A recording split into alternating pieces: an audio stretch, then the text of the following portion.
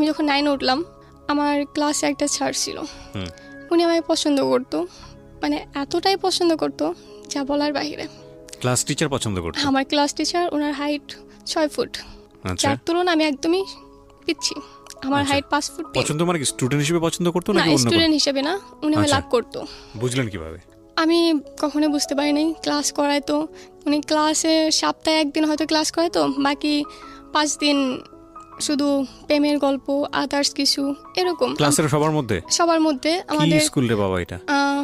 ওনার দেখে প্রচন্ড ভয় পাইতো, উনি প্রচন্ড মারতো, প্রচন্ড পরিমাণ ব্যাট দিত।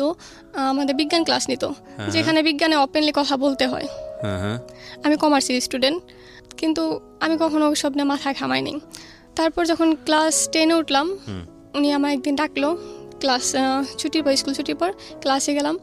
দেন বললো যে না কিছু না, তুমি চলে যাও। সেকেন্ড দিন সেম কাহিনী। পরে বললো যে তোমার একটা কথা বলার ছিল। বললাম জি বলেন। পরে বললো আমার তো ভালো লাগে। বললাম তাই নাকি স্যার? বয়স কিরকম ছিল ওনার? বয়স স্যার হিসাবে যেরকম থাকা উচিত। স্যার তো অনেক ইয়াং স্যারও থাকেন।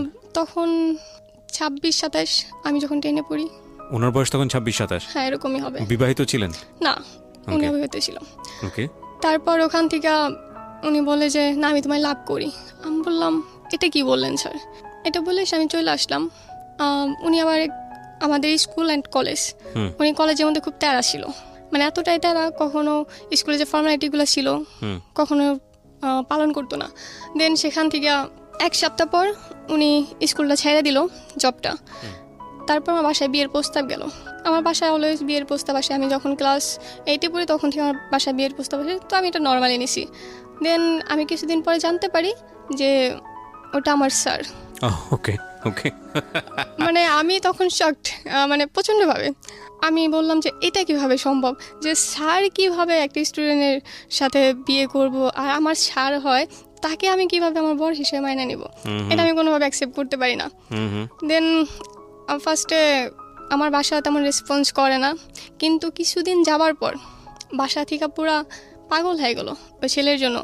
এত শিক্ষিত একটা ছেলে, তখন বিসিএসে এক্সাম দিবে, এখনো দেয় নাই। তারপর আমি তো না, আমার আব্বু তো আমার সাপোর্টে আছে, কিন্তু সাপোর্টে বেশি দিন থাকলো না। হঠাৎ করে আমার আব্বু চেঞ্জ, তাও তখনও ছিল না। তো আমার নানা তখন অসুস্থ, আমাদের বাড়িতে এসেছিল। তো আমার নানার খুব ইচ্ছা ছিল যে আমার বিয়েটা দেখে যাব। সেই তুলনায় আমার বয়স খুবই কম, বিয়ের বয়স। হ্যাঁ, এর ভিতরে আম্মা আমার সাথে যাতা ব্যবহার করা শুরু করলো। আম্মা একটানা 3 দিন না খেয়ে থাকলো, যাতে করে ছেলেটাকে আপনি বিয়ে করেন। হ্যাঁ। পরে আমি তাতেও কিছু বললাম না। দেন আম্মা আমাকে একটা শর্ত দিল যে যখন বিয়ের সময় হইব তখন আমাকে গাজীপুর থেকে অনেক দূরে কোথাও পাঠিয়ে দিব, আপাতত যেন আমি রাজি হই। তখন আমি বললাম যদি আমার সরাই দেওয়া হয় তাহলে আমি রাজি হতে, সমস্যা নেই, আপাতত আমি এখানে থেকে এক্সাম দিই। উনি এই জন্যে বললো এখন থাকলে পর ডিস্টার্ব করবো, আর এখন আমি অন্য কোনো স্কুলে অ্যাডমিশন নিতেও পারবো না। তো সেক্ষেত্রে আমি ওটা মাইনা নিলাম। দেন ওখান থেকে আয়সা, মানে ওর বাড়ির লোক, চারে বাড়ির লোক আয়সা আমার আংটি পরাইলো। আচ্ছা। আংটি পরানোর পর আমার স্কুলের কিছু ফ্রেন্ড ছিল, তানিয়া তো মাস্ট বি ওখানে ছিল, আরও 2টা ফ্রেন্ড ছিল। আমি সেদিন জানতাম না যে আমার সাথে কী হতে যাইতেছে। তো তানিয়া একবারায় বললো যে আজকে ওর বিয়ে। তো তানিয়া যা বলে আমি তাই করি, আমি ওখানে কখনো নাক গলাই না। তো যাই হোক, সেখান থেকে আংটি পরানোর পার্ট শেষ হলো। হ্যাঁ, তারপর বিয়ের দিন ঠিক করবে, তারা খুব তাড়াহুড়ায় আছে। এখন আমি তো আর রাজি হইতেছি না, কারণ আম্মা আমার একটা শর্ত দিছে যেটা আমি জানতামই না। তো তার মধ্যে আমার বার্থডে হলাম 17 তারিখে। আচ্ছা। তো আমার বার্থডের দিন আমার এক্সাম ছিল। আমি সেদিন দুপুর 12টার দিকে চলে আসি বাসায়, যেহেতু সকালে এক্সাম ছিল। বাসায় চলে আসার পর আমি প্রচণ্ড টায়ার্ড। তো আমার রুমে নর্মালি কেউ ঢোকে না কখনোই আমার পারমিশন ছাড়া।